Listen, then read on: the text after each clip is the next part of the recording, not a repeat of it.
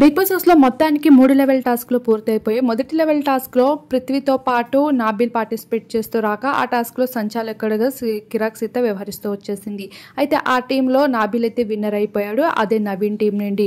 అయితే నెక్స్ట్ అయితే మరో టాస్క్ పెట్టేశాడు బిగ్ బాస్ వెజిటేబుల్ టాస్క్ అంటూ. ఈ టాస్క్లో ఓం ఆదిత్యతో నిఖిల్ అయితే పార్టిసిపేట్ చేస్తూ వచ్చేసాడు. ఇక సోనియాతో ప్రేరణ పార్టిసిపేట్ చేస్తూ రాగా నిఖిల్ సోనియాలు అయితే ఈ టీంలో విన్నర్స్ అయిపోయారు.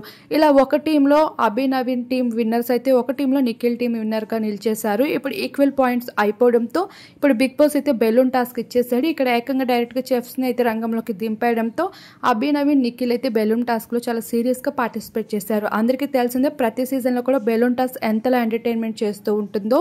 అయితే ఈ టాస్క్లో కూడా చాలా యాక్టివ్గా పార్టిసిపేట్ చేయగా ఫైనల్గా ఈ టాస్క్లో నిఖిల్ అయితే విన్నర్ అయిపోయాడు. అందరికీ తెలిసిన విషయమే కదా, బెలూన్ టాస్క్ అనేది ప్రతి సీజన్లో కూడా జరుగుతూ ఉంటుంది. అలానే ఈ సీజన్లో కూడా చాలా ఇంట్రెస్టింగ్గా ఉందన్నమాట. సో ఎపిసోడ్ చూసాక మీకేమనిపించింది అనేది తప్పకుండా కామెంట్ చేయండి.